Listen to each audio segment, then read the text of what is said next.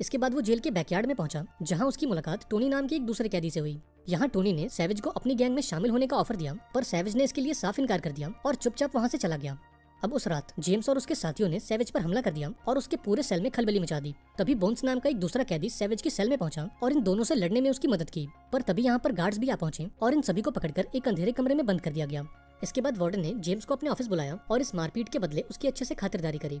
अब थोड़ी देर बाद सैवेज भी वार्डन के ऑफिस पहुंचा, लेकिन वार्डन ने उसे मारने पीटने के बजाय उसे जेल में होने वाले फाइटिंग कंपटीशन के बारे में बताया। दरअसल वार्डन ये जानता था कि सैवेज स्पेशल फोर्सेस का एक फौजी है और उसकी फाइटिंग स्किल काफी अच्छी है, इसलिए वो चाहता था कि सैवेज भी जेल के फाइटिंग कंपटीशन में पार्टिसिपेट करे। उसने सैवेज को ऑफर दिया कि अगर वो इन फाइट्स में पार्टिसिपेट करेगा और जेल के सबसे बेहतरीन फाइटर को हरा देगा तो बदले में उसे यहाँ से रिहा कर दिया जाएगा। अब सैवेज को भी ये ऑफर पसंद आया, क्योंकि उसे वार्डन के खिलाफ सबूत इकट्ठा करने का इससे अच्छा मौका नहीं मिलेगा, इसलिए उसने इस ऑफर को एक्सेप्ट कर लिया। जिसके बाद वार्डन ने उसे एक फाइटिंग सूट दिया और एक लेडी ऑफिसर सैवेज को लेकर उसके नए कमरे तक आई।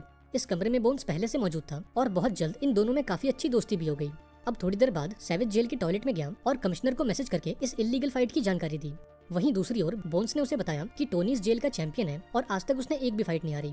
अब उस शाम सैवेज ने अपना फाइटिंग सूट पहना और बोन्स के साथ फाइटिंग रिंग में पहुंचा। इस फाइटिंग रिंग को दी डंजन के नाम से जाना जाता और यहाँ होने वाली फाइट्स का सिर्फ एक ही रूल था कि इन फाइट्स में कोई रूल्स नहीं थे। साथ ही वार्डन इन फाइट्स का लाइव टेलीकास्ट करता, जिसके जरिए जेल के बाहर बैठे लोग भी इस पर सट्टा खेल पाते। अब ये सब देखकर सैवेज ने वो फोन निकाला और सबूत के तौर पर एक वीडियो बनाने लगा।